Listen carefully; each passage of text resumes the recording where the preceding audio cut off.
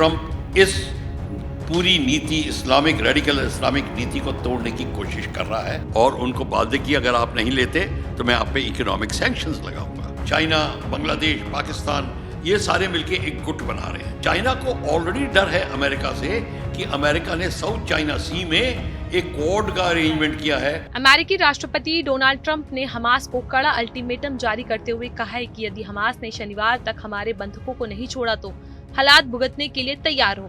सीधे तौर पर ये तक कह दिया कि कोई भी बंधक आपकी कस्टडी में नहीं रहना चाहिए, सभी को इजराइल पहुंचाने की जिम्मेदारी आपकी है। अगर ऐसे ही हालात रहे तो किसी भी वक्त अमेरिका आप पर हमला कर सकता है और आपकी जिंदगी को नर्क बना दिया जाएगा। डोनाल्ड ट्रंप ने हमास को गाजा से सभी बंधकों को शनिवार दोपहर 12 बजे तक हर हाल में रिहा करने की चेतावनी दी है। इसके साथ ही उन्होंने ये तक कह दिया कि इजराइल हमास युद्ध विराम को रद्द करने का ये प्रस्ताव दे देंगे, जिसके बाद उनके लिए मुश्किलें बढ़ जाएंगी और नर्क का दरवाजा खुल जाएगा। ट्रंप ने कहा है कि सभी शेष बंधकों को तत्काल रिहा किया जाना चाहिए और इस रिहाई का वक्त सिर्फ शनिवार तक का है। दरअसल इजराइल और हमास के बीच में हाल ही में युद्ध विराम हुआ था और उसके बाद ये माना जा रहा था कि धीरे धीरे सभी बंधक अपने घर लौट आएंगे। हमास ने कुछ बंधकों को छोड़ा, लेकिन अभी भी इस समझौते के तहत कई बंधक हमास के कब्जे में हैं, जिनको बाहर आना जरूरी है। इसी को लेकर अमेरिका ने हस्तक्षेप करना शुरू कर दिया है। हालांकि डोनाल्ड ट्रंप की इस चेतावनी के बाद हालत खराब इसलिए भी हो सकती है क्योंकि इजराइल के लिए बुरा साबित हो सकता है, क्योंकि अगर हमास डोनाल्ड ट्रंप की बात नहीं मानते तो बंधकों के साथ कुछ ऊंच नीच हो सकती है, तो फिर ये युद्ध विराम खटाई में पड़ सकता है और युद्ध विराम की खटाई में पड़ने के बाद नेतायाहू को जवाब देना मुश्किल हो जाएगा। आपको बता दें कि हमास ने बीते दिनों कहा था कि 3 हफ्ते में इजराइल ने बार बार युद्ध विराम समझौते की शर्त को तोड़ा है। ऐसे में राष्ट्रपति ट्रंप ने जो गाजा के लोगों को दूसरे देशों में बसाने का प्लान बनाया है, हमास को निष्ठ नाबूद करने की धमकी दी है। ऐसे में यह हालात और बिगड़ सकते हैं। फिलहाल इजराइल और हमास के बीच में तनाव और बढ़ता जा रहा है और सीज फायर का जो फैसला था वो खटाई में पड़ता दिख रहा है। एक्सपर्ट भी मानते हैं कि इजराइल के लिए ठीक संकेत नहीं है। इजराइल की एक वेबसाइट कहती है कि हमास के इस फैसले से अमेरिकन राष्ट्रपति डोनाल्ड ट्रंप प्रशासन और उनकी पश्चिमी एशिया के प्रतिनिधि स्टीव ने एक बड़ी परीक्षा के रूप में इसको लिया है और ट्रंप ने पिछले हफ्ते ही गाजा पुनर्वास योजना की घोषणा की थी।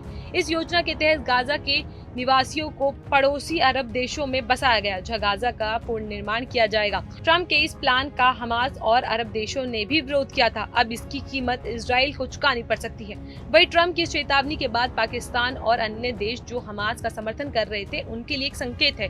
यदि उन्होंने हमास का साथ अपना समर्थन जारी रखा तो उन्हें गंभीर परिणाम का सामना करना पड़ सकता है। ट्रंप की चेतावनी के बाद क्षेत्र में तनाव बढ़ गया है और विशेषज्ञों का मानना है कि इजराइल के लिए ठीक संकेत नहीं है। यदि हमास ने बंधकों को रिहा नहीं किया तो युद्ध विराम खटाई में पड़ सकता है, जिससे नेतायाहू के लिए जवाब देना मुश्किल हो जाएगा। गाजा युद्ध विराम में अड़चन से अमेरिका और इजराइल के सामने बड़ी चुनौती खड़ी हो सकती है। अमेरिकन राष्ट्रपति ट्रंप और इजरायली प्रधानमंत्री को इससे पार पाना मुश्किल होगा। अमेरिकी और इजराइल का मानना है कि हमास ने एक समझौते पर हस्ताक्षर किए हैं, इसलिए उसे इसे पूरा करना होगा और देखना होगा कि क्या अमेरिका की ओर से इजराइल पर हमास को ज्यादा छूट देने का दबाव जो डाला जाएगा उसको लेकर क्या होता है। लेकिन एक इजरायली अधिकारी ने कहा है कि मुझे नहीं लगता कि हमास डील को बिगाड़ना चाहता है। अमेरिका लेकिन ये स्पष्ट है कि इस संकट की स्थिति को परखने के लिए बेहद जरूरी है। संयम या ट्रंप के लिए एक संदेश है। अगर उनको लगता है कि कोई दूसरे चरण नहीं होगा, सब कुछ हमेशा के लिए चलता ऐसा ही रहेगा, तो ये गलत होगा। ऐसा लगता है कि इस डील में फिलहाल इजराइल अपनी बढ़त को खो देगी, इसलिए अमेरिका को हस्तक्षेप करना पड़ रहा है। वैसे आपकी क्या राय जानकारी को लेकर हमें कमेंट सेक्शन में जरूर बताएं। जानकारी अच्छी लगे तो इसको लाइक करें, शेयर जरूर करें। आइए आपको दिखाते हैं विंग कमांडर प्रफुल्ल बख्शी की इस पर क्या है राय। नमस्कार, आप देख रहे हैं जनतंत्र टीवी और आपके साथ मैं चेष्टा नागर और आज हमारे साथ जुड़े हैं wing commander Praful Bakshi sir. Sir, आपसे मैं कुछ 2-3 क्वेश्चन करना चाहूँगी कि फर्स्ट, ट्रंप ने अभी धमकी दी है गाजा और हमास को लेकर, तो उस पर आपकी क्या है राय कि उन्होंने जो बोला है कि नर्क में दे दिया जाएगा अगर उन्होंने बंधकों को नहीं छोड़ा और शनिवार तक का अल्टीमेटम दिया है, तो उस पर आप क्या कहना चाहेंगे? देखिए, ऐसा है, ये पॉलिटिक्स में ये जो वर्ड जो धमकी होती है ये बड़ा कॉमन होता है। ये बोलने का तरीका और ट्रंप का अपना पर्सनल बोलने का तरीका है। पर एक बात ये भी याद रखिए कि ट्रंप जो बोलता है वो बड़ा सोच के बोल रहा है और देखने में थोड़ा सा हास्यप्रद लगता होगा, पर ऐसी बात नहीं है। वो मीन कर रहा है और उसके पास शक्ति भी है। कह रहा है कि आपने गाज़ा में ये जो पैलेस्टीनियंस हैं, इन्होंने रेडिकल एलिमेंट्स को सपोर्ट दिया और इस कदर इन्होंने तहलका मचाया हमास के साथ मिलकर, और जिस तरीके से आपने देखा इतने 1.5 साल तक जो हालत है उस जगह की, उस जगह को बंद करने के लिए, ठीक करने के लिए ट्रंप ने कहा कि आप इस जगह को छोड़िए। और इजिप्ट को और बाकी कंट्रीज़ को उन्होंने बोला, इस्लामिक कंट्रीज़ को, कि आप इनको लीजिए और उनको वादे किए अगर आप नहीं लेते तो मैं आप पे इकोनॉमिक सैंक्शंस लगाऊंगा। अब जॉर्डन के ऊपर, इजिप्ट के ऊपर अब जो बात हो रही है, हालांकि उनके किंग वहाँ पहुँचे और उन्होंने भी दबी ज़बान में कुछ कहने की कोशिश करी, वो भी डरे हुए हैं। तो अभी ये देखना पड़ेगा कि अगले 4 दिन में अब बात क्या होती है। ट्रंप को ये पता है कि ये जब रेडिकल इस्लामिक के तबके के लोग इस एरिया में रहेंगे तो उनकी ट्रांसपोर्टेशंस को, उनकी फ़ौज के ऊपर हुतीज़ के, हिजबुल्लाह के, हमास के हमले होते रहते हैं और ईरान उनको सपोर्ट करता है। चाइना ईरान को टेक्नोलॉजी देता है, वो उनको सपोर्ट करते हैं। यही सारा आपने मामला देखा।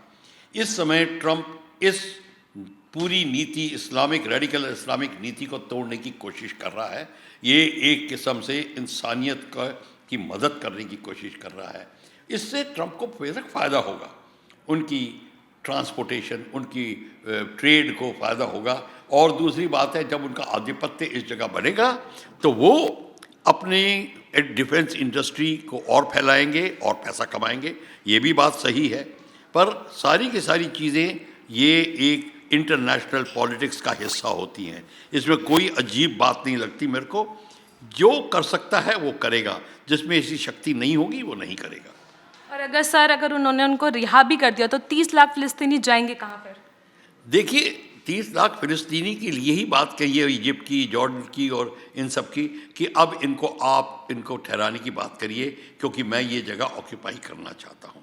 अब बात सारी ये है, दुनिया देख रही है कि ट्रंप अपनी बात कही बात पे कितना खरा उतरता है, क्योंकि अगले 3-4 दिन में आप देख लेंगे कि ऊँट किस करवट बैठता है। हमको देखना पड़ेगा। पर अगर आप सोचते हैं कि ट्रंप नहीं कर सकता, वो अब लड़ाई नहीं शुरू कर सकता, वो करेगा, अपनी फ़ौज को भेजेगा और जहाँ तक हो सके वो अपनी जगह को लेने की कोशिश करेगा। इजिप्ट और जॉर्डन इस स्थिति में नहीं है कि ट्रंप के साथ में वो मुकाबला करें, क्योंकि उनको इकोनॉमिकली बहुत ज़रूरत है। और जॉर्डन ने तो देखा है और इजिप्ट ने भी इज़राइल का एक किस्म से सपोर्ट ही किया था हमास के ख़िलाफ़। उनकी नीति भी बदल रही है। तो मेरे ख्याल में एक पॉलिटिकल रेप्रोचमा का एटमॉस्फेयर भी क्रिएट हो सकता है, जिसमें ट्रंप उनको बुलाए और फिर अपनी और आगे के कोई सुझाव देगा और अल्टीमेटली कुछ और बात भी बन सकती है। तो मैं यही कह रहा हूँ कि एक 4 दिन या 1 हफ्ता की बात के बाद हम देखेंगे कि क्या स्थिति डेवलप होती है। और सर, क्या ये जो धमकी है कहीं उन समर्थकों के लिए तो नहीं है कि जो उनको बढ़ावा दे रहे हैं, लाइक पाकिस्तान को लेकर हम बोले कि उन लोगों के लिए भी टारगेट लेकर बोल रहे हैं? मैंने यही बात करी, ईरान, चाइना, पाकिस्तान, ये सारे के सारी कंट्रीज़। और अब आप देख रहे हैं कि स्थिति क्या बढ़ रही है हमारे जो ईस्ट में, बांग्लादेश में, चाइना, बांग्लादेश, पाकिस्तान, ये सारे मिलके एक गुट बना रहे हैं। चाइना को ऑलरेडी डर है अमेरिका से कि अमेरिका ने साउथ चाइना सी में एक क्वाड का अरेंजमेंट किया है, जिसमें भारत को भी उसने शामिल किया है। ऑस्ट्रेलिया, जापान, अमेरिका, इंडिया और बाकी कंट्रीज़, 2-3 कंट्रीज़ को और क्वाड प्लस बनाने की कोशिश कर रहा है, क्योंकि चाइना ने अपना आधिपत्य जमाने की शुरू कर दी है कोशिश। जैसे अमेरिका इधर कर रहा है, चाइना ने उन लोगों के आइलैंड लेने शुरू कर दिए हैं, फिशिंग एरियाज लेने शुरू कर दिए हैं, जहाज़ डुबाने। फिलीपींस, ताइवान, साउथ कोरिया, ये सारे कंट्रीज, उसके ब्रुनई, इसके एक्टिविटी से ग्रसित है चाइना की। तो वो चाइना को ये अपना ताकतवर बना रहा है अपने आप को, बांग्लादेश, पाकिस्तान के साथ मिलके, और इंडिया के साथ में चाइना का तो प्रॉब्लम है ही। पर इंडिया के साथ में अभी चाइना थोड़ा सा जिसको कहते हैं सहानुभूति जैसा वातावरण बनाए हुए है, क्योंकि ब्रिक्स में उसको प्रेशर पड़ा है रशिया का। रशिया भारत का दोस्त है। तो ये एक इक्वेशन नहीं है, ये नंबर ऑफ इक्वेशन है इस एरिया में। आप मिडिल ईस्ट से लेके साउथ चाइना तक जाइए तो ये सारा का सारा गेम है। अब देखना पड़ेगा कि ट्रम्प, क्योंकि क्वाड में अगर साउथ चाइना सी में चाइना को कंट्रोल करना चाहता है तो ट्रम्प अपनी स्थिति वहाँ पे भी मजबूत करेगा, यहाँ पे भी मजबूत करेगा, और चाइना ये होने नहीं देगा, ईरान को पूरा सपोर्ट करेगा। प्रॉब्लम ये आएगी अगर ज़्यादा बात बनी तो फिर से ना ऐसा लोकल युद्ध शुरू हो जाए, तो जिसमें अमेरिका को फिर एक मिलिट्री कैंपेन स्टार्ट करना पड़े। और सर, जो अभी मोदी और ट्रम्प की मुलाकात है उसके क्या मायने और क्या रूट्स निकल के देखने को मिल रहे हैं, क्या नए रास्ते हमें देखने को मिलेंगे अभी आगे चलकर? आज तो मीटिंग शुरू हो रही है और क्या मायने सामने देखिए, ये मोदी और ट्रम्प की जो मीटिंग है ये बड़ी लॉन्ग टर्म स्ट्रैटेजिक मीटिंग होगी। ये इतनी छोटी सी बात नहीं है कि हाँ कि उन्होंने हमारे लोगों को हथकड़ी बना के भेज दिया तो प्राइम मिनिस्टर ज़रूर ये बात बोलेंगे, पर प्राइम मिनिस्टर को ये भी पता है कि अमेरिका जो अब बात करेगा वो आगे की किस तरीके से नीति भारत की और अमेरिका की बनती है, वो मोदी साहब को पता है। मोदी साहब सारा कुछ सोच समझ के ट्रम्प से बात करेंगे, अपनी कैबिनेट के साथ डिस्कस करेंगे, एक्सटर्नल अफेयर्स के साथ डिस्कस करेंगे। इंडिया कोई ऐसा छोटा मोटा कंट्री नहीं है जो कि अमेरिका से दब जाए, तो ना ही वो दबेगा, इंडिया भी अपना डिसीजन लेगा। तो हमें इतनी जल्दी इस बात को राइट ऑफ नहीं करना पड़ेगा। मोदी साहब की विजिट अच्छी रहेगी, ट्रेड बढ़ेगा। बेसिकली ट्रम्प चाहता है हम उसके F-18 F-16 फाइटर एयरक्राफ्ट भी खरीदें, फ्रांस का से लेना बंद कर दें, राफेल का, क्योंकि फ्रांस और अमेरिका के बीच में थोड़ा सा हड़प चली थी बीच में, वो सबमरीन्स को लेके ऑस्ट्रेलिया में वो चली, तो उसको लेके प्रॉब्लम ये, तो उसको भी अब देखना कि किस तरीके से बात बनती है। तो अमेरिका एब्सोल्युटली वेरी क्लियर है कि मेरे को अभी क्या करना है, इंडिया को भी वेरी क्लियर है कि हमको शांति, थोड़ा अभी सूझबूझ के साथ काम करना है और फिर डिसीजन लेना है कि हमें क्या करना है। तो ये थे हमारे साथ wing commander Praful Bakshi sir. तो आगे देखते हैं कि इस पे क्या युद्ध वॉर की क्या स्टेट बनता है और क्या नहीं। वैसे आप हमारे साथ जुड़े रहिएगा जनतन टीवी के साथ आगे की अपडेट्स के लिए। ट्रम्प इस पूरी नीति इस्लामिक रेडिकल इस्लामिक नीति को तोड़ने की कोशिश कर रहा है और उनको बाध्य की अगर आप नहीं लेते तो मैं आप पे इकोनॉमिक सैंक्शंस लगाऊंगा। चाइना, बांग्लादेश, पाकिस्तान, ये सारे मिलके एक गुट बना रहे हैं। चाइना को ऑलरेडी डर है अमेरिका से कि अमेरिका ने साउथ चाइना सी में एक क्वाड का अरेंजमेंट किया है